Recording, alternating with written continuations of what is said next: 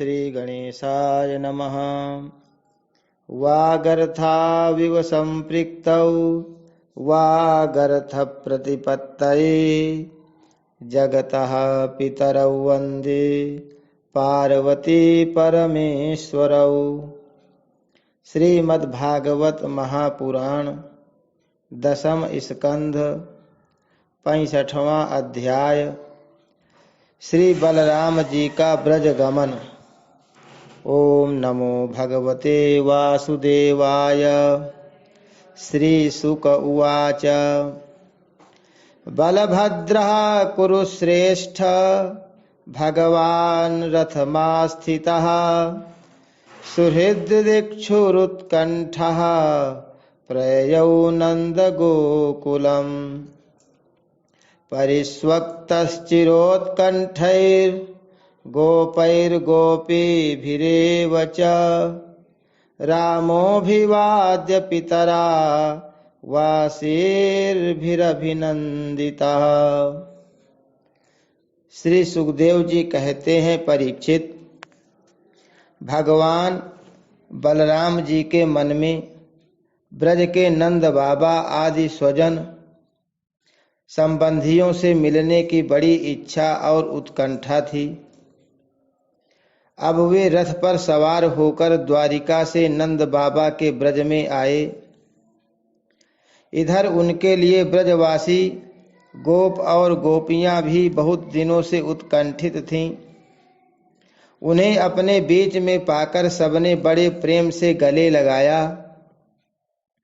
बलराम जी ने माता यशोदा और नंद बाबा को प्रणाम किया। उन लोगों ने भी आशीर्वाद देकर उनका अभिनंदन किया। यह कहकर कि बलराम जी, तुम जगदीश्वर हो, अपने छोटे भाई श्री कृष्ण के साथ सर्वदा हमारी रक्षा करते रहो। उनको गोद में ले लिया और अपने प्रेमाश्रुओं से उन्हें भिगो दिया। इसके बाद बड़े बड़े गोपों को बलराम जी ने और छोटे छोटे गोपों ने बलराम जी को नमस्कार किया। वे अपनी आयु, मेल जोल और संबंध के अनुसार सबसे मिले जुले। ग्वाल बालों के पास जाकर किसी से हाथ मिलाया, किसी से मीठी मीठी बातें की, किसी को खूब हंस हंस कर गले लगाया। इसके बाद जब बलराम जी की थकावट दूर हो गई, वे आराम से बैठ गए। तब सब ग्वाल उनके पास आए। इन ग्वालों ने कमल नयन भगवान श्री कृष्ण के लिए समस्त भोग, स्वर्ग और मोक्ष तक त्याग रखा था। बलराम जी ने जब उनके और उनके घरवालों के संबंध में कुशल प्रश्न किया, तब उन्होंने प्रेम गदगद वाणी से उनसे प्रश्न किया, बलराम जी, वसुदेव जी आदि हमारे सब भाई बंधु सकुशल हैं ना? अब आप लोग स्त्री पुत्र आदि के साथ रहते हैं, बाल बच्चेदार हो गए हैं। क्या कभी आप लोगों को हमारी याद भी आती है? यह बड़े सौभाग्य की बात है कि पापी कंस को आप लोगों ने मार डाला और अपने सुहृद संबंधियों को बड़े कष्ट से बचा लिया। यह भी कम आनंद की बात नहीं है कि आप लोगों ने और भी बहुत से शत्रुओं को मार डाला या जीत लिया और अब अत्यंत सुरक्षित दुर्ग किले में आप लोग निवास करते हैं। परीक्षित, भगवान बलराम जी के दर्शन से, उनकी प्रेम भरी चितवन से गोपियां निहाल हो गईं।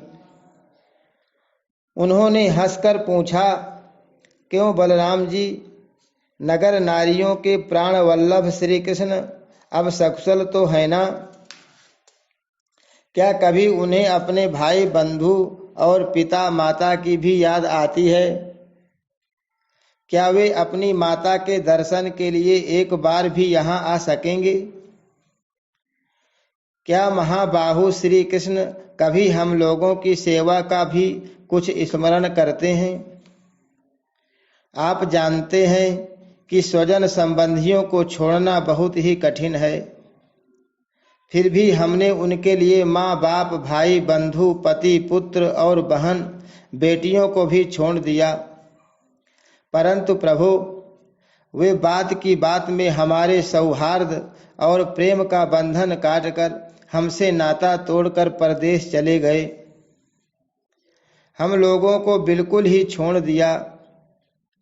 हम चाहती तो उन्हें रोक लेती, परंतु जब वे कहते कि हम तुम्हारे ऋणी हैं, तुम्हारे उपकार का बदला कभी नहीं चुका सकते, तब ऐसी कौन सी स्त्री है जो उनकी मीठी मीठी बातों पर विश्वास न कर लेती। एक गोपी ने कहा, बलराम जी, हम तो गांव की गंवार ग्वालिनें ठहरी, उनकी बातों में आ गईं, परंतु नगर की स्त्रियां तो बड़ी चतुर होती हैं। भला वे चंचल और कृतघ्न श्री कृष्ण की बातों में क्यों फंसने लगीं? उन्हें तो वे नहीं छका पाते होंगे। दूसरी गोपी ने कहा, नहीं सखी, श्री कृष्ण बातें बनाने में तो एक ही हैं। ऐसी रंग बिरंगी मीठी मीठी बातें गढ़ते हैं कि क्या कहना। उनकी सुंदर मुस्कुराहट और प्रेम भरी चितवन से नगर नारियां भी प्रेमावेश से व्याकुल हो जाती होंगी और वे अवश्य उनकी बातों में आकर अपने को निछावर कर देती होंगी। तीसरी गोपी ने कहा, अरे गोपियों, हम लोगों को उसकी बात से क्या मतलब है? यदि समय ही काटना है तो कोई दूसरी बात करो। यदि उस निष्ठुर का समय हमारे बिना बीत जाता है तो हमारा भी उसी की तरह भले ही दुख से क्यों न हो कट ही जाएगा। अब गोपियों के भाव नेत्रों के सामने भगवान श्री कृष्ण की हंसी, प्रेम भरी बातें, चारु चितवन, अनूठी चाल और प्रेमालिंगन आदि मूर्तिमान होकर नाचने लगे। वे उन बातों की मधुर स्मृति में तन्मय होकर रोने लगीं। परीक्षित, भगवान बलराम जी नाना प्रकार से अनुनय विनय करने में बड़े निपुण थे।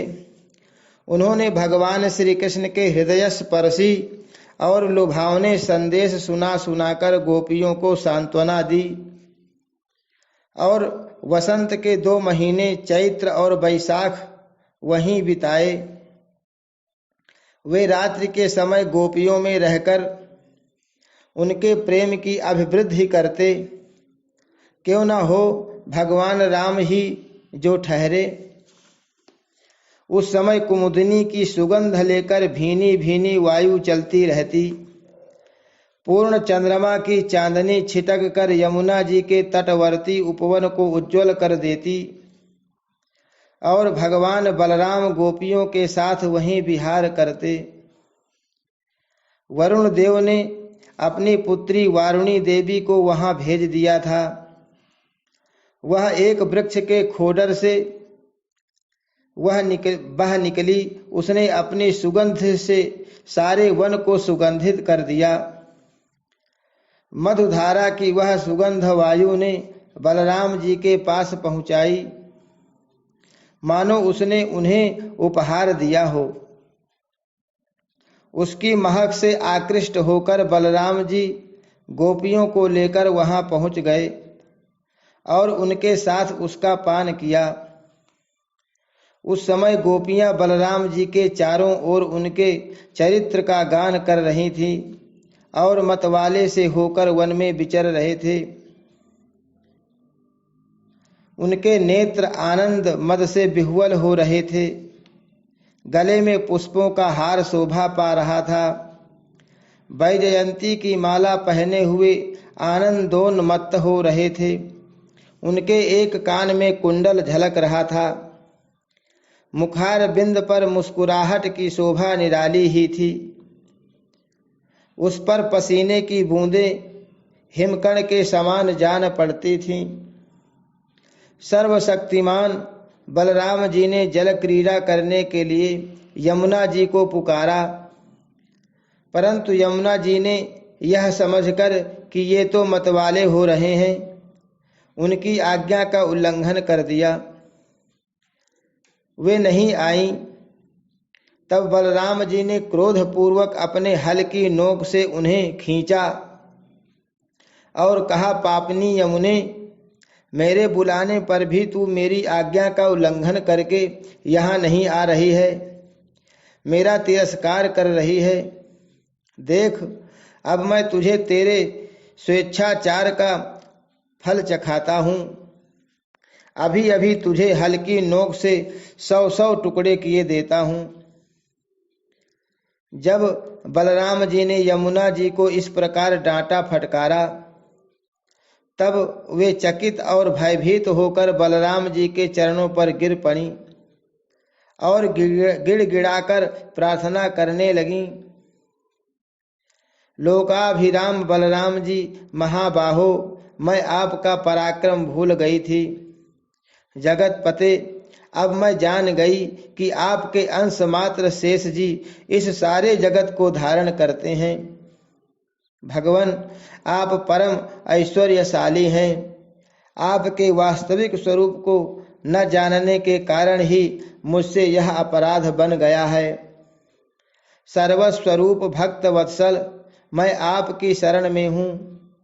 आप मेरी भूल चूक क्षमा कीजिए, मुझे छोड़ दीजिए। अब यमुना जी की प्रार्थना स्वीकार करके भगवान बलराम जी ने उन्हें क्षमा कर दिया और फिर जैसे गजराज हथिनियों के साथ क्रीड़ा करता है, वैसे ही वे गोपियों के साथ जल क्रीड़ा करने लगे। जब वे यथेष्ट जल विहार करके यमुना जी से बाहर निकले, तब लक्ष्मी जी ने उन्हें नीलांबर बहुमूल्य आभूषण और सोने का सुंदर हार दिया। बलराम जी ने नीले वस्त्र पहन लिए और सोने की माला गले में डाल ली। वे अंग राग लगाकर सुंदर भूषणों से विभूषित होकर इस प्रकार शोभायमान हुए, मानो इंद्र का श्वेत वर्ण ऐरावत हाथी हो। परीक्षित, यमुना जी अब भी बलराम जी के खींचे हुए मार्ग से बहती हैं और वे ऐसी जान पड़ती हैं मानो अनंत शक्ति भगवान बलराम जी का यश गान कर रही हूँ। बलराम जी का चित्त ब्रजवासिनी गोपियों के माधुर्य से इस प्रकार मुग्ध हो गया कि उन्हें समय का कुछ ध्यान ही नहीं रहा। बहुत सी रात्रियां एक रात के समान व्यतीत हो गईं।